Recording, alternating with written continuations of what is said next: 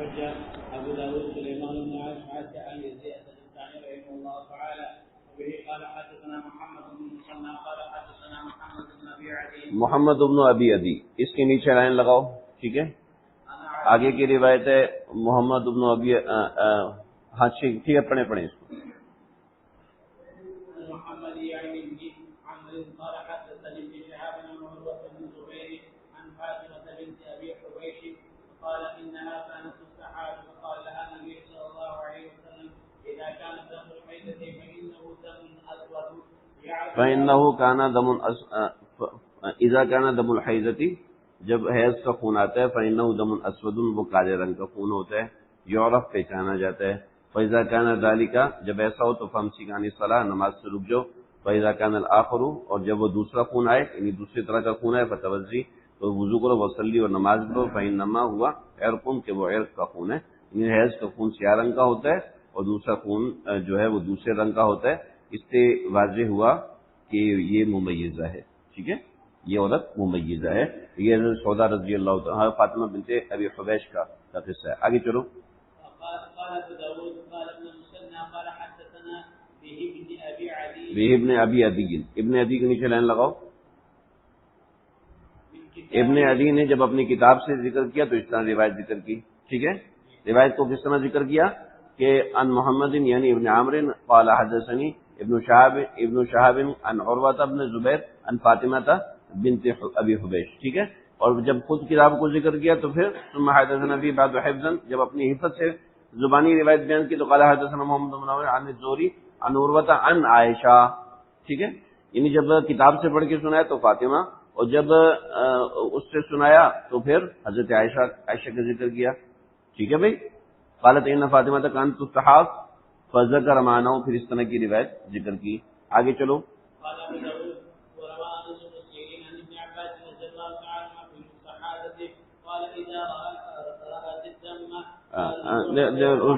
رکو یہ بات یہاں پہ مکمل ہوگی. دیکھو یہ ممیزہ کی علامت ہے، ٹھیک ہے، یہ علامت ممیزہ کی ہے، لیکن بات اتنی سی نہیں ہے بھائی. بات یہ ہے کہ یہ جو روایت ہے خود اس روایت کی سند میں اضطراب ہے، ٹھیک ہے. جو ابن عدی روایت ذکر کر رہے ہیں، ابن عدی کا روایت ذکر کرنے میں خود تخالف ہے. وہ جب زبانی روایت بیان کرتے ہیں تو کسی اور طریقے سے بیان کرتے ہیں، ٹھیک ہے، اور جب وہ لکھ کر روایت بیان کرتے ہیں تو کسی اور طریقے سے روایت کرتے ہیں، ٹھیک ہے. بات سمجھ میں آ گئی.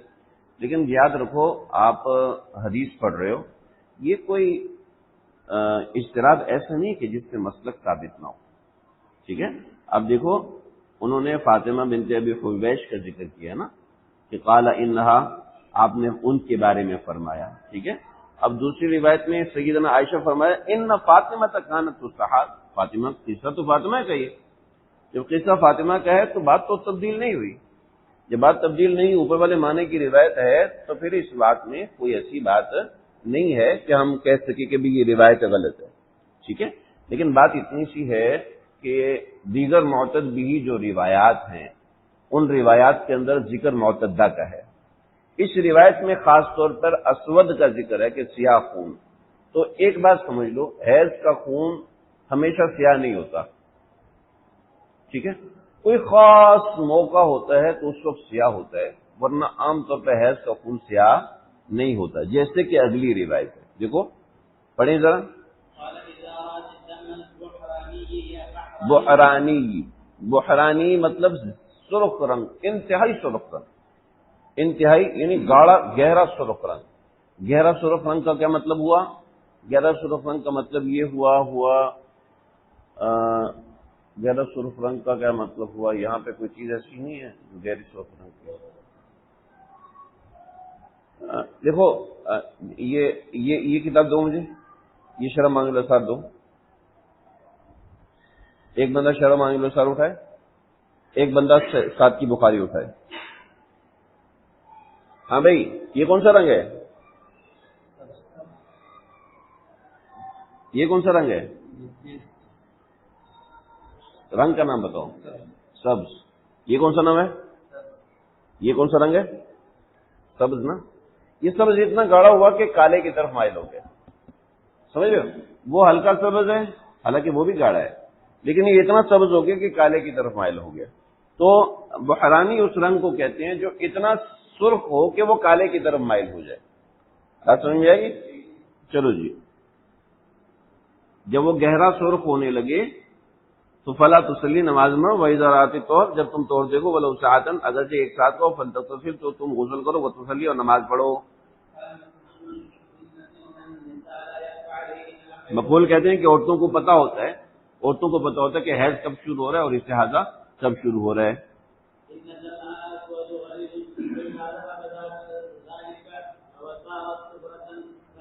جب اس کا انہا دمہا اسود غلیظ، یہ نہایت ہی سیاہ رنگ کا خون ہوتا ہے. فَإِذَا ذَهَبَ ذَلِكَ وَصَارَتْ صُفْرًا، جب وہ سیاہی ختم ہو جاتی ہے تو صارت صفرا، تو وہ زرد ہو جاتا ہے. رقیقتاً، اور رقیق یعنی پتلا ہو جاتا ہے، گاڑھا نہیں ہوتا. فَإِنَّهَا مُسْتَحَاضَةٌ، تو اب یہ عورت مستحاضہ ہے. فَلْتَغْتَسِلْ وَتُصَلِّ، اب اس کو چاہیے کہ غسل کرے اور نماز پڑھے. اصل اضطراب جو ہے وہ اس بات میں ہے کہ کبھی کہہ رہے ہیں کہ وضو کرو اور کبھی کہہ رہے ہیں غسل کرو. ٹھیک ہے؟ اور غسل اور وضو کا مسلک عام طور پر فقہا کا نہیں ہے. سمجھے؟ جب ایسا نہیں ہے تو اس کا مطلب ہے کہ فقہا کے اس معنی کے اخذ کرنے میں اضطراب پیدا ہو رہا ہے. اس وجہ سے وہ روایت جو کہ صریح ہوں، جن میں ایام کا ذکر ہو چکا ہو، معتدہ کی روایت، وہ زیادہ صریح ہیں، لہذا ان کے مطابق چلا جائے. چلے جی.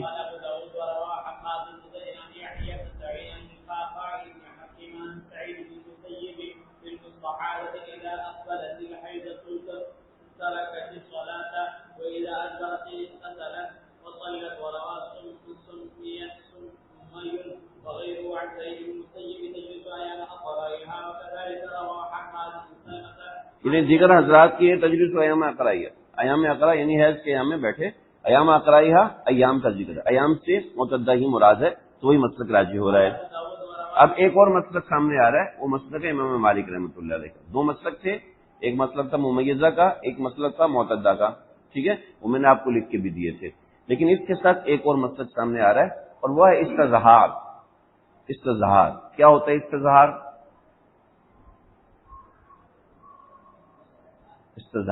استظہار یہ امام مالک کا مسلک ہے اور کسی کا مسلک نہیں. اسی ایک روایت میں آتا ہے، دیگر روایت میں استظہار کا ذکر نہیں. ایک عورت ہے، اس کی عادت ہے 7 دن. ٹھیک ہے؟ اس کا خون بند ہو گیا 5 دن میں، تو وہ 2 دن رکے، انتظار کرے کہ کچھ آتا ہے یا نہیں آتا ہے یا نہیں آتا. جب تک نہیں آتا اس وقت تک انتظار کرے. 7واں دن مکمل ہو جائے پھر غسل کر لے. یہ 2 دن استظہار ہے. ٹھیک ہے؟ حالانکہ راجع بات یہی ہے کہ جب عورت کو سفیدی آ جاتی ہے، یعنی سرخی، مٹیالہ پن، سبز پن یا سیاہی مائل جو بھی خون ہوتا ہے وہ رک جانے کے بعد سفیدی آ جاتی ہے. اس کو کرسف کہتے ہیں، اس کپڑے کو جو ہم نے کل کی روایت میں پڑھا. اس کپڑے کے اوپر جب سفیدی آنا شروع ہو جائے، عورت کے رحم سے عام طور پر لکوریے کی ایک سفیدی نکلتی ہے حیض کے بعد. جیسے مردوں کو عام طور بہت سے مردوں کو پیشاب کے بعد بعض دفعہ ودی نکلتی ہے. ٹھیک ہے؟ ودی نکلتی ہے. تو ایسے خواتین کو حیض کے بعد ایک سفید رنگ کا پانی آتا ہے جس کو لیکوریا کہتے ہیں. بعض عورتوں کو ہر وقت کی آتا رہتا ہے، بعض عورتوں کو کثرت سے آتا ہے. لیکوریا وہ سفید رنگ کا پانی ہوتا ہے. تو اس کے اندر جب سیاہی اور اس طرح کی چیزیں آنا شروع ہوتی ہیں تو اس کو حیض کہتے ہیں، اور پھر وہ مستقلاً حیض ہوتے ہیں تو لیکوریا تابع ہو جاتا ہے. اب یہ سفیدی جب غالب آنا شروع ہو جاتی ہے اور وہ اس کرسف کے اوپر، جس کو آج کل آلویز کہتے ہیں، اس کے اوپر کرسف کے اوپر وہ سفیدی آنا شروع ہو جائے تو اس وقت سے وہ پاک ہے، اور وہ بھلے سے 4 دن کے بعد ہو، 5 دن کے بعد ہو. ٹھیک ہے؟ وہ بنیادی طور پہ سمجھ لینا. احناف کہتے ہیں کم از کم 3 دن حیض ہوتا ہے اور زیادہ سے زیادہ 10 دن حیض ہوتا ہے. ٹھیک ہے؟ اور احناف کے ساتھ حنابلہ بھی اسی مسلک میں. شوافی اور امام ترمذی نے حنابلہ کو ائمہ ثلاثہ کے، امام مالک کو شافعی کے ساتھ شمار کیا. حالانکہ یہ بات صحیح نہیں. حضرت شیخ نے موطا کی شرح جو ہے، کون سی ہے یار؟ موطا کی شرح کون سی ہے؟ اوجز المسالک. ٹھیک ہے؟ اوجز المسالک میں لکھا ہے کہ بعض لوگوں کو یہ غلط فہمی ہوئی ہے، حضرت نے بزل میں بھی لکھا ہے کہ غلط فہمی ہوئی ہے کہ حنابلہ جو ہے وہ شواف مالکیہ کے ساتھ ہیں. نہیں، بلکہ اس مسلک میں حنابلہ جو ہے وہ احناف کے ساتھ ہیں اور شواف اور مالکیہ وہ اکٹھے ہیں. ان میں تھوڑا سا تضاد ہے. امام شافعی اور امام مالک فرماتے ہیں کہ قلت مدت حیض کم از کم 1 دن ہے۔ امام مالک فرماتے ہیں 1 لمحے کے لیے بھی آ جائے تو وہ حیض ہی شمار ہوگا، اور اکثر مدت شافعیہ کے نزدیک 19 دن ہے اور مالکیہ کے نزدیک 17 دن ہے، یعنی اکثر مدت حیض 17 دن ہے اور جو ہے شوافی کے نزدیک 19 دن ہے، اور ہمارے نزدیک 12 دن ہے نا؟ جی میں تو کہیں گھوم رہا تھا، میرے کو کیا پتا آپ کیا بول رہی ہے، چھوڑو آپ آگے جو ہیں آپ دعوت کا انتظام کرو۔ کتنا ہے آپ کے نزدیک؟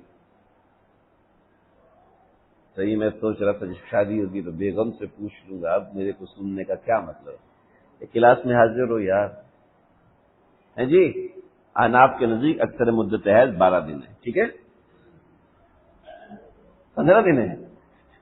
ماشاء اللہ، کمانڈر ان چیف تو واقع لگتے ہیں شوافی کے ساتھ جنگ کرتا رہے۔ اکثر مجاہدین تو شافی ہوتے ہیں نا۔ ارے مراد، اکثر مدت حیض کتنا دن ہے؟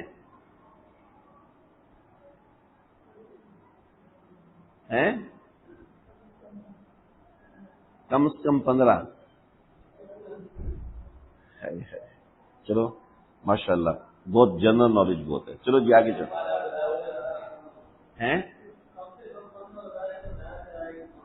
چلو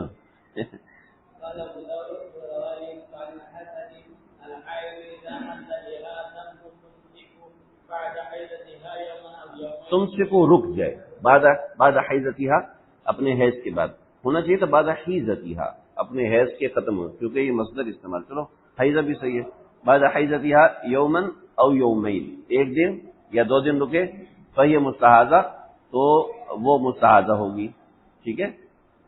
آگے بڑھو۔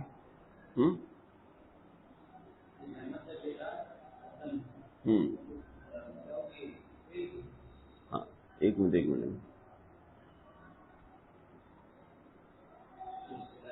ہاں الحائض اذا مد بها الدم، تم فہی مستحاضۃ، دیکھو اس کے حیض کے بعد 2 دن یا جی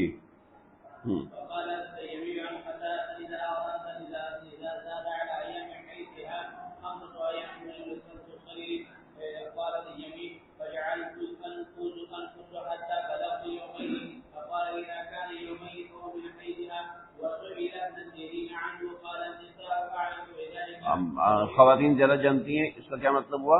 خواتین ذرا جانتی ہیں مطلب یہ ہوا کہ جو خون کا رنگ ہے اس کو دیکھ کر وہ اس بات کا فیصلہ کر سکتی ہیں۔ چلیے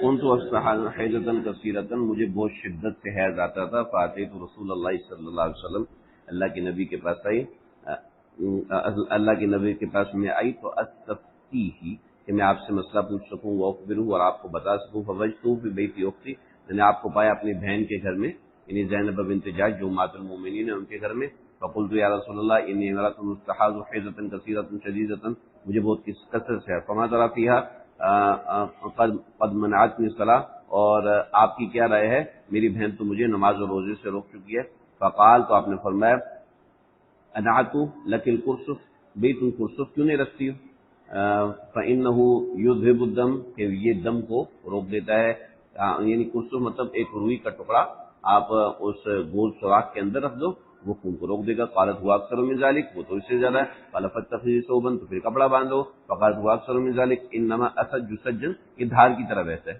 قال رسول اللہ صلی اللہ علیہ وسلم، بعض خواتین کو یہ مسئلہ ہوتا ہے، اور اللہ کرے گا جب آپ لوگوں کی شادیاں ہوں گی، شادیوں کے بعد بچے ہوں گے، تو بہت سی خواتین کے ساتھ اس نوعیت کے مسائل ہوتے ہیں، اور جناب مرد حضرات اس میں بہت غفلت کرتے ہیں، یہ بہت خطرناک چیز ہوتی ہے، اگر کسی کے گھر میں ایسا مسئلہ ہے فوراً علاج کروانا چاہیے، ورنہ بہت بڑا نقصان ہو جاتا ہے، یعنی خون کی کمی کی وجہ سے کئی خواتین کا انتقال ہو جاتا ہے، اس کا ذہن میں رکھو۔ فقال رسول اللہ صلی اللہ علیہ وسلم سآمرکی بأمرین، میں تمہیں دو کام بتاتا ہوں۔ کیا کام بتاتا ہوں؟ ایک کام یہ کرو کہ جب آپ کو پتہ چل جائے کہ آپ کا ایام مکمل ہو گئے تو آپ ہر نماز کے لیے ایک وضو غسل کرو، اور غسل کے بعد ہر نماز کے لیے ایک وضو کرو، ٹھیک ہے؟ اور وہ وضو تمام نماز کے اوقات کے لیے کافی ہوگا، ٹھیک ہے؟ ورنہ اس صورت میں یہ کرو کہ فجر کے وقت ایک غسل کرو، اس سے فجر ادا کرو، پھر ظہر کی نماز کو مؤخر کرو، اتنا مؤخر کرو کہ عصر کے وقت کے قریب آ جائے، وہاں غسل کرو، ظہر کی نماز ادا کرو، پھر اسی کے ساتھ عصر کی نماز ادا کرو جب عصر کا وقت داخل ہو جائے، پھر مغرب کو مؤخر کرو یہاں تک کہ مغرب کا وقت ختم ہونے والا ہو، وہاں مغرب کی نماز ادا کرو اور اس کے ساتھ ہی عشاء کی نماز ادا کرو، ٹھیک ہے؟ تو یعنی 3 غسل دن کے بتائے گئے۔ اب یہ کیا ہے؟ یہ کیا طریقہ ہے؟ نہ یہ وضو لکل صلاح ہے، نہ یہ غسل لکل صلاح ہے۔ بات یہ ہے کہ آپ نے ان کو جو پانی غسل کرنے کا فرمایا تھا وہ تبرید کے لیے فرمایا تھا، علاج کے طور پہ فرمایا تھا، ورنہ اصل مسئلہ وہی ہے جو پیچھے گزر چکا ہے۔ چلیں جی،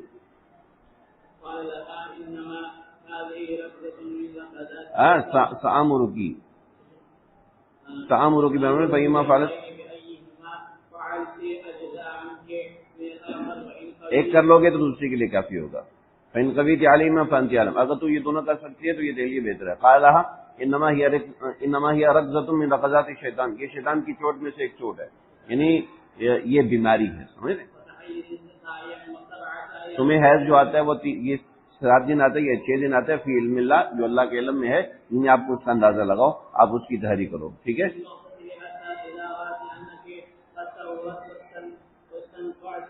تم اپنے آپ کو، تم پاک ہو اور تم اپنے آپ کو پاک سمجھ لو، وستنقعتی، تم اپنے آپ کو پاک سمجھ لو، تو اب کیا کرو، ٹھیک ہے؟ ہاں 23 یا 24 دن تم نماز پڑھو گی، ٹھیک ہے؟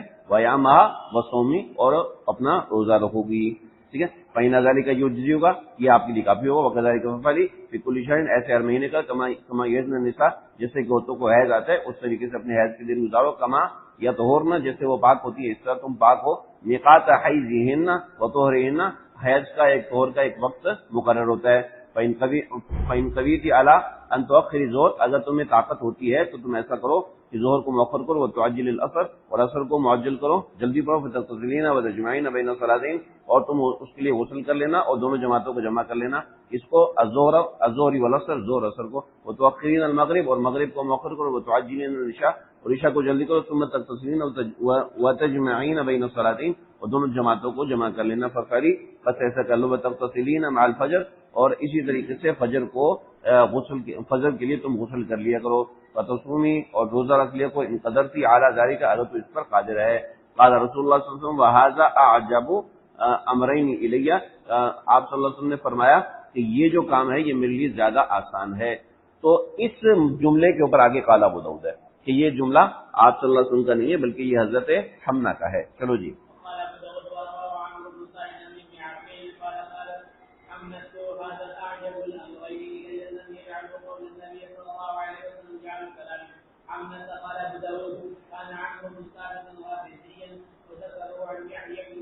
اب امام ابو داؤد نے جڑ کاٹ دی، کہنے لگے کہ اس کی روایت میں عمرو بن ثابت رافضی ہے اور اس وجہ سے روایت صحیح نہیں ہے، لہذا روایت قابل قبول نہیں ہے، دوسری وہ روایات جو کہ اس کے مقابلے میں ہیں وہ زیادہ قابل قبول ہے۔ آگے بابا، ہاں رافضی شیعہ، بابو مروی ان المستحاضہ تغتسل لکل صلاۃ، جو مستحاضہ ہر نماز کے لیے غسل کرے گی، ٹھیک ہے جی، ہر نماز کے لیے مستحاضہ غسل کرے گی۔ یہ غسل کا حکم جو ہے وہ تبرید کے لیے ہے یا علاج کے لیے ہے، وگرنہ غسل ہر حائضہ کے لیے نہیں ہوتا، ٹھیک ہے جی۔ جی پڑھیں گے۔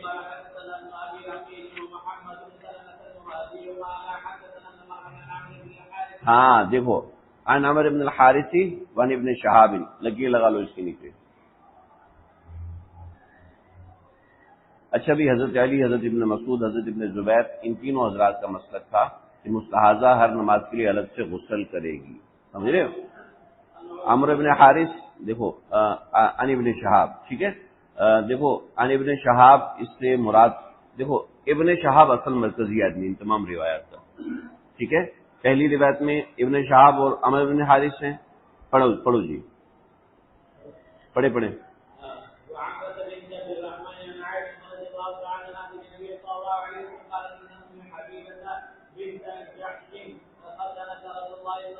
رسول اللہ صلی اللہ علیہ وسلم کی سالی.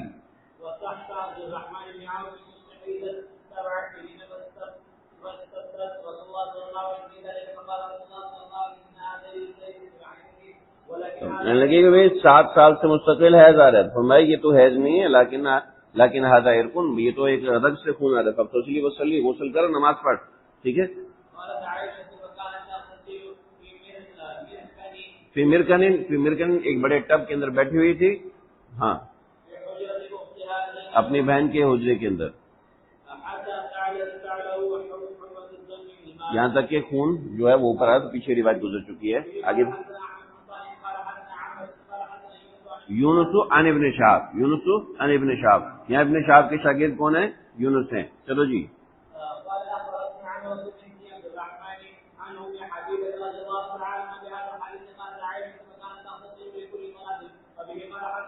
وہ اوپر روایت میں اور ہے، اللہ کے نبی نے فرمایا، یہاں پر قالت عائشہ یعنی حضرت عائشہ نے فرمایا. ٹھیک ہے جی.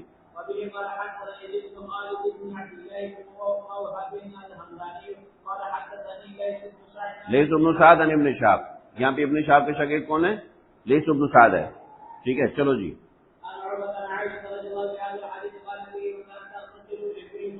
ہاں دیکھو عن ابن شہاب عن یونس، ٹھیک ہے آگے چلو.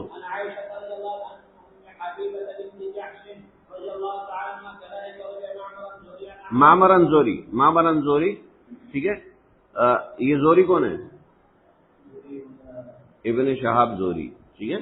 پیچھے جو ابن شہاب ہے نا اسی کا نام زوری ہے، ٹھیک ہے. بات سمجھ رہے ہو؟ یہ بہت مشہور آدمی ہے بھائی. چلو جی.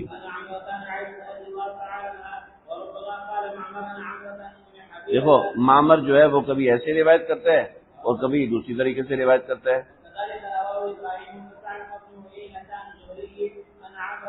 ٹھیک ہے. یہ دیکھو ابن عیینہ تھا عن الزہری، ٹھیک ہے. ابراہیم ابن سعد اور ابن عیینہ یہ بھی زہری سے عن عمرہ عن عائشہ تھا، اس طرح کر کے روایت ذکر کرتے ہیں، ٹھیک ہے. اس کا مطلب ہے اس روایت میں کس درجے کا اضطراب ہے. دیکھو آگے کہتے ہیں وقال ابن عیینہ فی حدیث لم یقل ان النبی صلی اللہ علیہ وسلم امرها ان تغتسل، کہ وہ فرماتے ہیں اللہ کے نبی نے غسل کرنے کا حکم، ہاں اللہ کے نبی نے غسل کرنے کا حکم نہیں دیا. یہ حضرت عائشہ کا قول ہے، ٹھیک ہے. آگے چلو.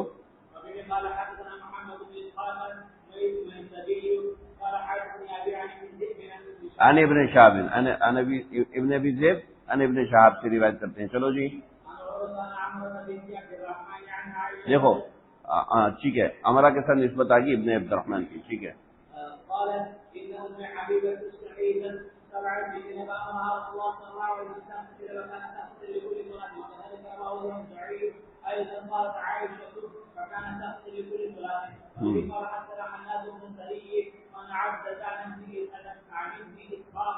عن زہری عن ابن اسحاق عن زہری، ٹھیک ہے. وہی سند آگے سب سندوں میں ابن زہری ہیں، ٹھیک ہے. چلیں.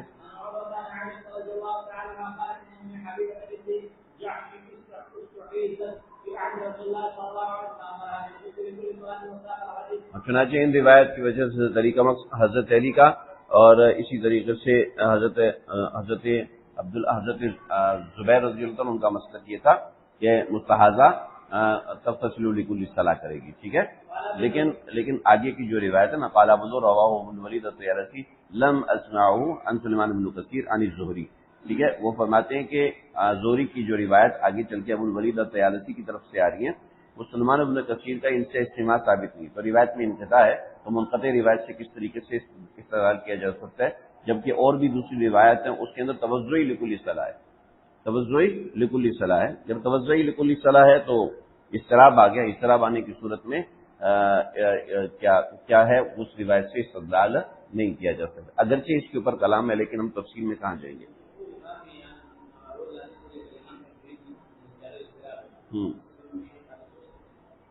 کیا چیز؟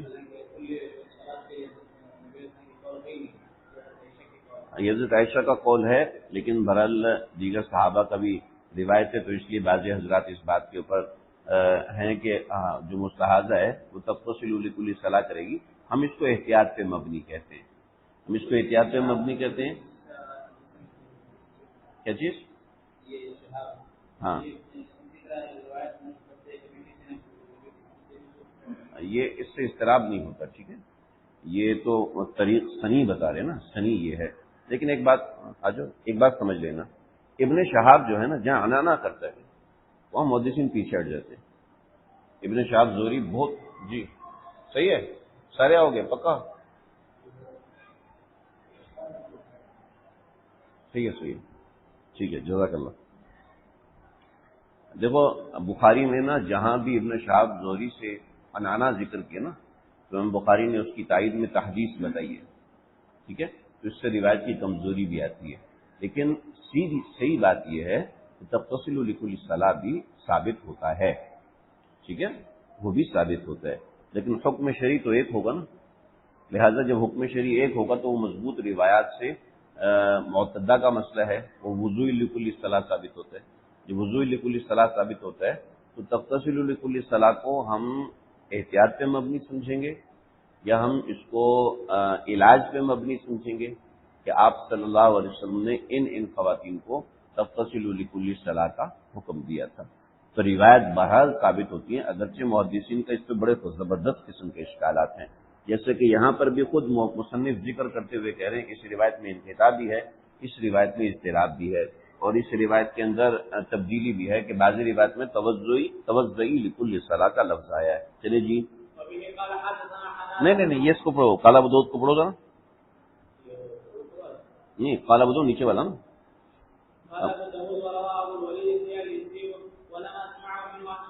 ہاں، اس کا اس سے سماعی ثابت نہیں ہے، روایت میں انقطاع ہے. ٹھیک ہے،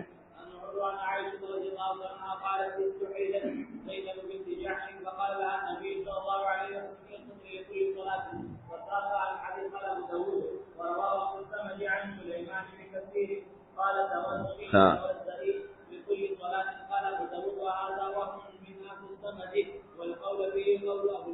ہاں ہاں، اس کے اندر قول ابو الولید کا معتبر ہے، یعنی تغتسل لکل صلاح والا. چلیے جی. قال حدثنا عبد الله بن عمرو بن ابي حجاج ابو معمر قال حدثنا عبد الوارث عن حسين عن يحيى بن ابي كثير عن ابي سلمة قال حدثني زينب بنت ابي سلمة رضي الله تعالى عنهما ان امرأة كانت تغرق دم فكانت تحت عبد الرحمن بن عوف ان رسول الله صلى الله عليه وسلم امرها ان تغتسل لكل عند كل صلاة وتصلي. واخبرني عن أمي بكر أخبرت وأن عائشة رضي الله عنها قالت إن رسول الله صلى الله عليه وسلم قال للمرأة ما يريبها بعد الطهر إنما هي أو قال إنما هو عيب أو قال عرق کہا یا عروق کہا. ٹھیک ہے، ایک ہی بات ہے. بھائی تمہیں کس بات کا شک ہے؟ تمہیں اپنے نماز کے طہر کے حوالے سے کس بات کا شک ہے؟ یہ تو عرق ہے. قال ابو داود في حديث ابن عقيل امران جميعا قال ان قبيتي فاقتدي لكل صلاه والا فاجمعي. یہ جمع کر لو جیسے پیچھے ہمنا کی روایت گزری. كما قال القاسم في حديثه وقد روي هذا القول عن سعيد بن جبير عن علي وابن عباس رضي الله تعالى عنهم قالوا من قال بس اس سے آگے میرا مطالعہ نہیں. صلی اللہ تعالی